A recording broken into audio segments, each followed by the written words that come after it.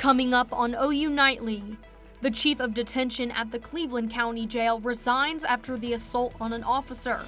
And a new traffic report shows how much rough roads are costing Oklahomans every year. Plus, what President Trump's tariffs could mean for the U.S. economy. This is OU Nightly.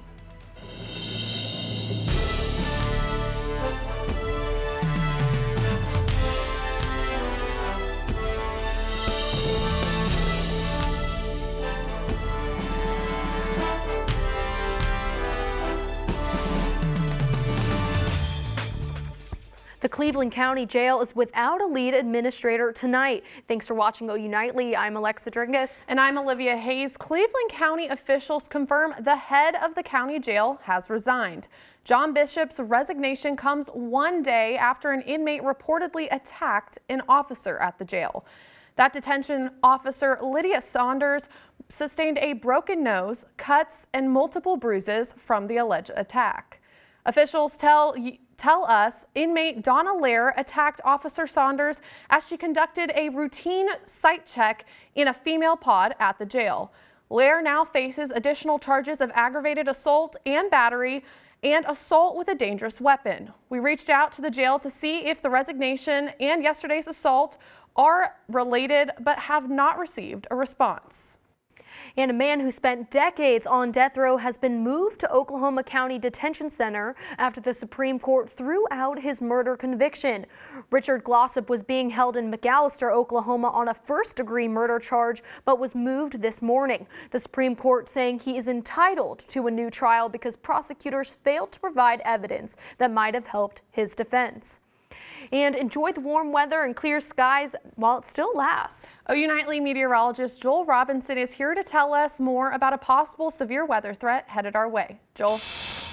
Yeah, ladies, we got some beautiful weather underway for now, but that is set to change pretty quickly as we move into the next few days. We're currently tracking what's called a dry line out to our west. That's going to be the trigger for severe thunderstorms over the next few days, and it's going to be starting off to our west. We have a slight risk for severe thunderstorms and a scattered risk for severe thunderstorms in western Oklahoma. That'll gradually make its way eastward as we head particularly into Thursday night into Friday. We have the potential to see some damaging winds, large hail, and potentially a flooding risk with that. So we'll break all that down coming up, the heavy rainfall and the flooding threat coming up. Your forecast is coming up soon. Back to you, ladies. Thank you, Joel. Looking forward to that full breakdown. A new report finds Oklahoma drivers are losing more than $6 billion annually because of poor road conditions. This is all according to a report from a national transportation research nonprofit known as TRIP. The findings show deteriorating infrastructure is contributing to vehicle repair costs, traffic-related accidents, wasted time, and wasted fuel. And student loan borrowers could soon face collections as the U.S. Department of Education says it's time to pay up. OU Nightly's Bryn Mead has that and the rest of today's national and international headlines from the News Center. Bryn? The U.S. Department of Education says they'll be collecting federal student loans in default starting May 5th. This affects 5 million Americans whose payments were put on pause in 2020 during the pandemic.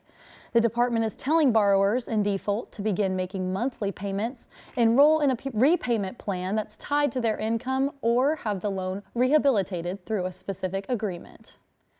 Pope Francis's passing now marks the start of the papal interregnum, the period between the death of one pope and the election of another.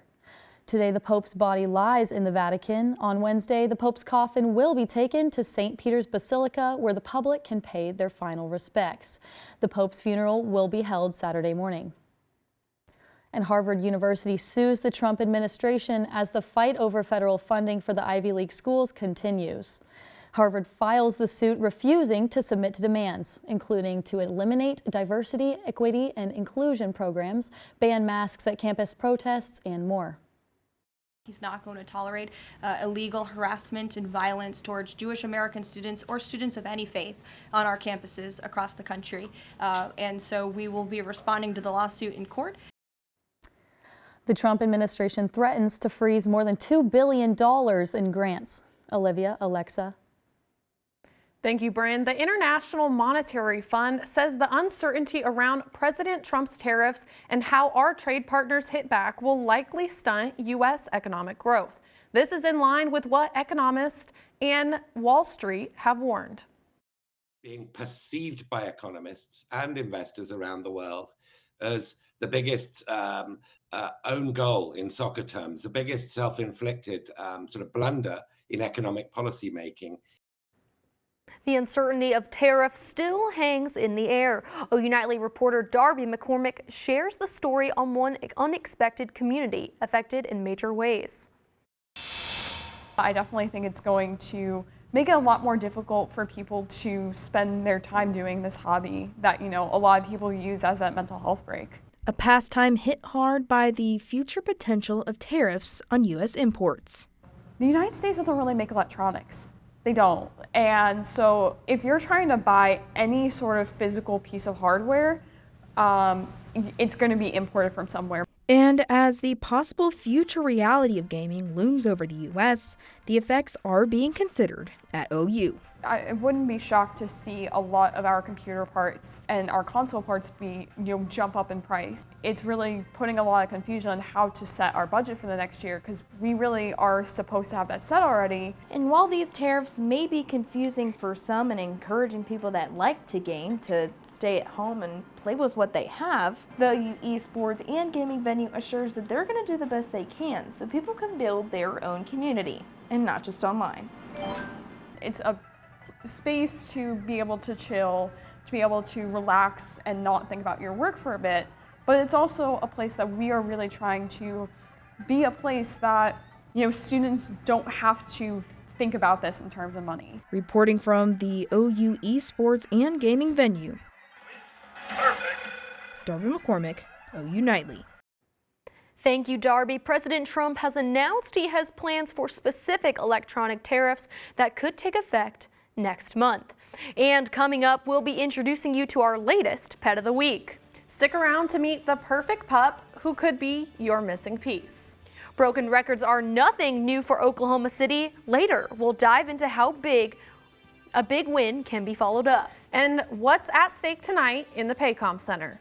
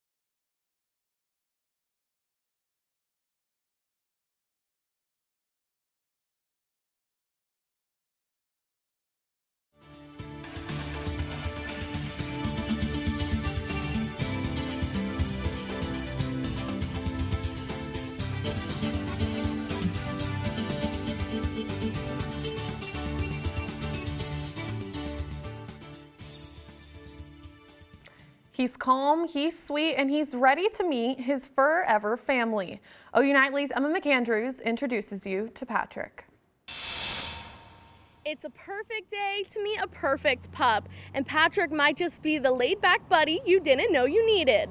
Patrick is a 6-month-old mixed breed with a gift for meeting people where they're at, whether that's a hiking trail or curling up on the couch. And I think that's his superpower. His superpower is to be able to meet you where you are and be the dog that you need for where you are at in life right now.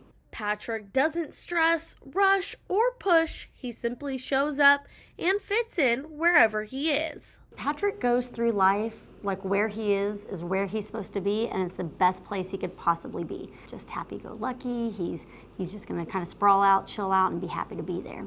He's not looking for anything flashy, just someone who sees him and wants to give him a place to belong. His strength is in that ability to just fit in anywhere. Patrick is free to adopt and is ready to head home and be your new best friend. He really is just a chill guy. Reporting from Norman, I'm Emma McAndrews, OU Nightly. Thank you, Emma. If you or someone you know is interested in Patrick or any of the other pets from Norman Animal Welfare, you can find their website on normanok.gov. You can also call that number on your screen. One Oklahoma teen is raising awareness for food insecurity here in the Sooner State. Coming up, we'll tell you how she's taking her cause to the next level. And more active weather is expected for this week. We'll have that full breakdown of your forecast coming up. You're watching OU Nightly.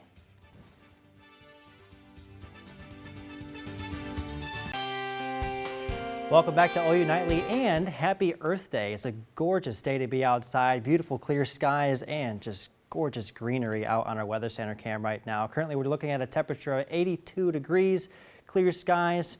Dew point in the upper 50s, making that relative humidity at 44%. So it's a little bit dry.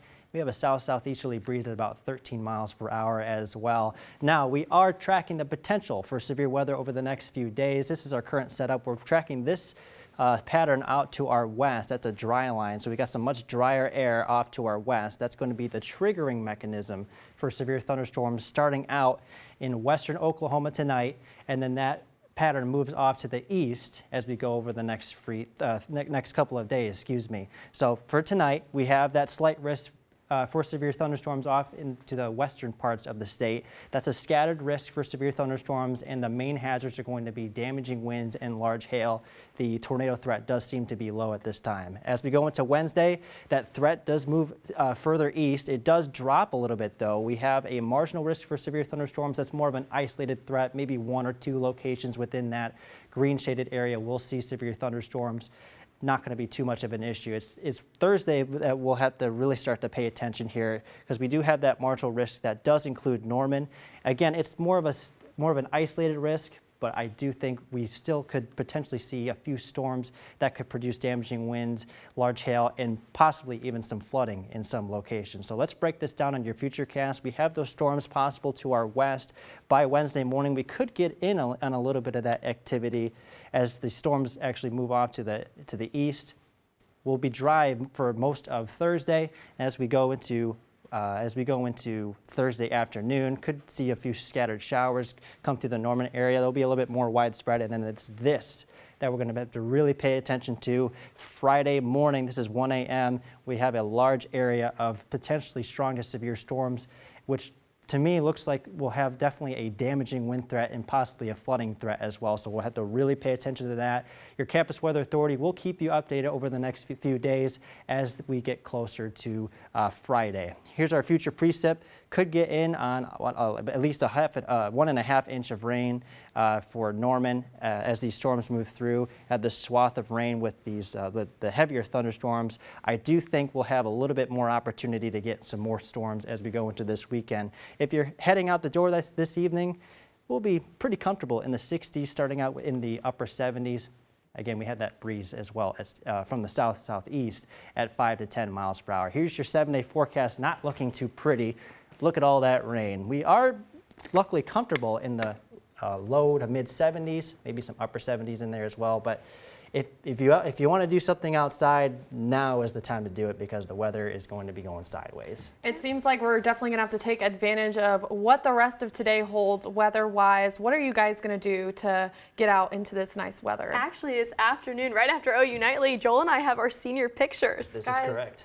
Don't make me cry. I know, today is our last live show for us seniors graduating. Oh, don't remind me. My tears are going to reflect the weather for the next few days.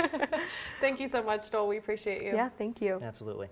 And according to the website Hunger Free Oklahoma, they say 1 in 4 Oklahoma children don't know where their next meal is coming from. OU Nightly's Allison Greenberg introduces us to an OU student using her crown to raise awareness. Being Miss Oklahoma Teen may seem like just glitz and glam, but it comes with a huge responsibility of connecting with the community. My personal community service initiative is about food insecurity, and specifically with food insecure students. So I volunteer with organizations that help food insecure students and then educate younger students on what food insecurity is, raising awareness and how they can get out in their community, and then helping individuals that are facing financial hardship. On Saturday, April 12th, Ruthie raised awareness about food insecurity at the Oklahoma City Farmers Public Market. The people that work at the farmers market, they are people that care about food, they care about Oklahoma, and they care about the community. So being able to talk to them was really important and really special. I went there, I announced and welcomed their spring festival, which was a lot of fun, and then I handed out little informational, educational flyers on food insecurity, what it is, how you can help, and just supporting different organizations that help food insecure individuals. Inspired by her parents, Ruthie is dedicated to helping the food insecure community around her. My parents own 3 restaurants, so I always knew what having a full belly meant. With their restaurants, they partnered with different homeless shelters in Memphis, and they started doing a day of warmth. When I kind of realized that there were other people in my community that didn't have that luxury of food, it alarmed me and shocked me, and I didn't want anyone else to go to bed hungry. Being able to just interact with the community in that way, it's something that touched my heart, and I'll always be an advocate for raising awareness for food insecurity. Ruthie will continue the responsibility of helping her community. Reporting, this is Allison Greenberg for OU Nightly. Thank you, Allison. Ruthie will be at the Oklahoma Memorial Race this weekend, handing out medals to raise awareness about food insecurity here in Oklahoma. And a Sooner team and coach plagued by the transfer portal finally catches a break. And tonight, one former Sooner may get to live out his lifelong dream. After making history on Sunday, see what the Thunder can do to follow it up tonight. And we'll preview an in-state rivalry on the diamond tonight. Hear what streak the Sooners hope to keep up at Elledale Mitchell Park next in sports. Hello, I'm Kevin Daniel, and it's time for sports. As the saying goes, the best things come in threes. Proved today as OU basketball officially picked up their 3rd player from the transfer portal. St. Joseph's guard Xavier Brown officially signs with the Crimson and Cream. Brown is one of 5 players to average at least 17.5 points, 5 rebounds, 4 assists, and 1.5 steals per game last season. The Sooners now boast the 13th ranked portal class and 4th best in the SEC according to 24/7 Sports, with the signings of Tay Davis and Nigel Pack alongside Brown. Just 2 days after setting the record for the largest Game 1 victory in NBA playoff history, the Thunder are back at it from the Paycom Center, looking to extend their series lead against the Memphis Grizzlies to 2-0. Shai Gilgeous-Alexander knows even on his off nights, the team will step up. I have a great group of guys around me, and I know that, and I've known that for a long time. So tonight is no surprise. They obviously played amazing. If it was a bunch of me's out there tonight, it might have not looked like this, but that's what you have a team for. Heading to La La Land, and I'm not talking about Ryan Gosling. Austin Reeves and the Los Angeles Lakers host the Minnesota Timberwolves in Game 2 of their series at 9. Minnesota took Game 1 by 22 points on Saturday. Both teams will be close to full strength, missing 1 player each, as the Lakers enter as 5-point favorites. We followed her commitment a few weeks ago, and now Aaliyah Chavez is officially signed with the Sooners. OU head coach Jenny Baranczyk has high praise for the #1 recruit. She just wants to go out and play. That's my favorite thing about her. My favorite thing about her is she wants to play with a team. She likes to set people up. She can shoot the ball. Following a sweep of Missouri and a 4-game run rule streak, number 14 OU hosts Oral Roberts in an in-state matchup tonight at 6:30. In their last game against the Golden Eagles, the Sooners took a dominant 11-2 victory in Tulsa, with the OU bullpen pitching 8 straight scoreless innings to end the game. Pitcher Nathan Wiles wowed Sooner fans from 2017 to 2019 with 186 career strikeouts, and today, his dream of playing Major League Baseball could come true. Wiles was called up by the Atlanta Braves today and could make his MLB debut tonight against the Cardinals. 2 Sooner track athletes took home SEC awards over the weekend. Senior Pippi Lotta Enoch was named SEC Co-Women's Field Athlete of the Week for her performance in the heptathlon. And Leah Gerudo won SEC Women's Freshman of the Week for a dominant performance in the 3,000-meter steeplechase. Alexa, Olivia? Thanks, Kevin. When we return, how participating in today's national holiday events can lead to a better tomorrow. We'll have more on how you can make your contribution after this break.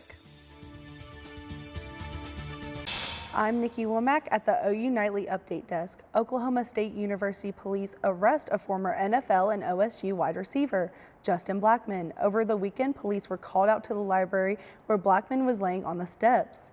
As police spoke with Blackman, they say he was slurring his words and smelled like alcohol.